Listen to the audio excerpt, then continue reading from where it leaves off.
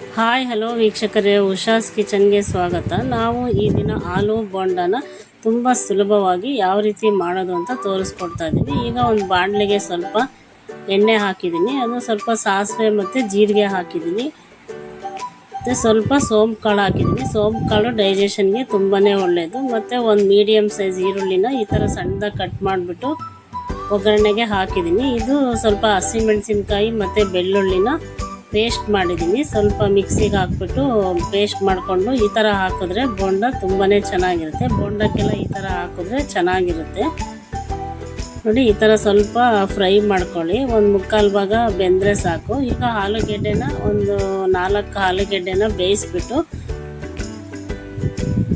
ಸಿಪ್ಪೆ ತೆಗೆದು ಈ ಥರ ಸ್ಮ್ಯಾಶ್ ಮಾಡಿ ಇಟ್ಕೊಂಡಿದ್ದೀನಿ. ಈಗ ಇದರೊಳಗಡೆ ಹಾಕ್ಬಿಟ್ಟು ಇದನ್ನು ಚೆನ್ನಾಗಿ ಮಿಕ್ಸ್ ಮಾಡ್ಕೊಳ್ಳಿ. ಒಗ್ಗರಣೆ ಮತ್ತು ಆಲೂಗೆಡ್ಡೆ ಎಲ್ಲ ಚೆನ್ನಾಗಿ ಮಿಕ್ಸ್ ಹಾಕಬೇಕು ನೋಡಿ. ಇವಾಗ ಮಿಕ್ಸ್ ಆಗಿದೆ. ಈಗ ಸ್ವಲ್ಪ ಅರಿಶಿನ ಹಾಕ್ತಾಯಿದ್ದೀನಿ. ಅರಿಶಿನ ಆ್ಯಂಟಿಬಯೋಟಿಕ್ಕು ತುಂಬಾ ಒಳ್ಳೆಯದು ಆರೋಗ್ಯಕ್ಕೆ. ಈಗ ಸ್ವಲ್ಪ ರುಚಿಗೆ ಉಪ್ಪು ಹಾಕ್ತಾಯಿದ್ದೀನಿ, ನೋಡಿಬಿಟ್ಟು ಹಾಕ್ಕೊಳ್ಳಿ. ಈಗ ಶೇಂಗಾ ಬೀಜನ ಹುರಿದ್ಬಿಟ್ಟು ಸಿಪ್ಪೆ ತೆಗೆದು ಈ ಥರ ಪುಡಿ ಮಾಡಿ ಇಟ್ಕೊಂಡಿದ್ದೀನಿ.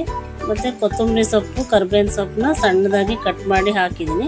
ಶೇಂಗಾ ಬೀಜ ಈ ಥರ ಹಾಕೋದ್ರಿಂದ ನಾವು ತಿನ್ನಬೇಕಾದ್ರೆ ಬಾಯಿಗೆ ಕ್ರಂಚಿಯಾಗಿ ಸಿಗುತ್ತೆ. ಆವಾಗ ವಡೆ ಕೂಡ ತುಂಬಾ ಟೇಸ್ಟ್ ಅಂತ ಅನಿಸುತ್ತೆ, ಚೆನ್ನಾಗಿರುತ್ತೆ ತಿನ್ನಬೇಕಾದ್ರೆ. ಮಧ್ಯೆ ಮಧ್ಯೆ ಬಾಯಿಗೆ ಸಿಗುತ್ತೆ ಶೇಂಗಾ ಬೀಜ. ಈ ಥರ ನೀವು ಒಂದ್ಸಲ ಟ್ರೈ ಮಾಡಿ ನೋಡಿ.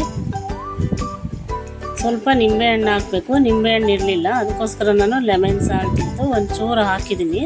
ಒಂದು 1/4 ಟೀ ಸ್ಪೂನ್ ಅಷ್ಟು ಹಾಕಿದ್ರೆ ಸಾಕು ನೋಡಿ. ಇವಾಗ ಎಲ್ಲ ತಣ್ಣಗಾಗಿದೆ. ಇವಾಗ ಉಂಡೆ ಮಾಡಿ ಒಂದು ಪ್ಲೇಟಲ್ಲಿ ಇಟ್ಕೊಳ್ಳಿ. ಈಗ ಬೋಂಡಕ್ಕೆ ರೆಡಿ ಮಾಡ್ಕೊಳ್ಳೋಣ ಬನ್ನಿ ಹಿಟ್ಟನ್ನು. ಈಗ ಒಂದು ಸಣ್ಣ ಬಟ್ಲಲ್ಲಿ ಸ್ವಲ್ಪ ಕಡಲೆ ಹಿಟ್ಟು ಹಾಕಿದ್ದೀನಿ, ಸ್ವಲ್ಪ ಅರಿಶಿನ ಹಾಕ್ತಾಯಿದ್ದೀನಿ. ಮತ್ತು ಅರಿಶಿನ ಹಾಕಾದ್ಮೇಲೆ ಸ್ವಲ್ಪ ಜೀರಿಗೆ ಹಾಕ್ತಾಯಿದ್ದೀನಿ. ಜೀರಿಗೆ ಕೂಡ ಡೈಜೆಷನ್ಗೆ ತುಂಬಾ ಒಳ್ಳೆಯದು.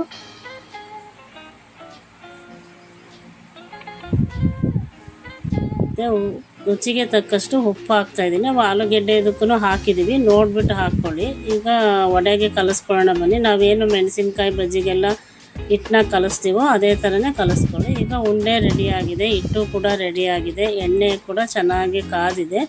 ಇವಾಗ ಒಂದೊಂದೇ ಉಂಡೆನ ಈ ಥರ ಕಡಲೆ ಹಿಟ್ಟಲ್ಲಿ ಅದ್ಬಿಟ್ಟು ನಾವೇನು ಮೆಣಸಿನ್ಕಾಯಿ ಬೋಂಡ ಮಾಡ್ತೀವಲ್ಲ ಅದೇ ಥರನೇ ನಿಧಾನಕ್ಕೆ ಎಣ್ಣೆಯಲ್ಲಿ ಬಿಡಿ. ಯಾರೆಲ್ಲ ಹೊಸಬ್ರಾಗಿದ್ದರೆ ನಮ್ಮ ಚಾನೆಲ್ನ ಸಬ್ಸ್ಕ್ರೈಬ್ ಮಾಡ್ಕೊಳ್ಳಿ, ಪ್ಲೀಸ್ ಲೈಕ್ ಮಾಡಿ, ನಿಮ್ಮ ಫ್ರೆಂಡ್ಸ್ಗಳಿಗೆಲ್ಲ ಶೇರ್ ಮಾಡಿ. ಹೇಗಿತ್ತು ಅಂತ ಕಮೆಂಟ್ ಬಾಕ್ಸಲ್ಲಿ ತಿಳಿಸಿ.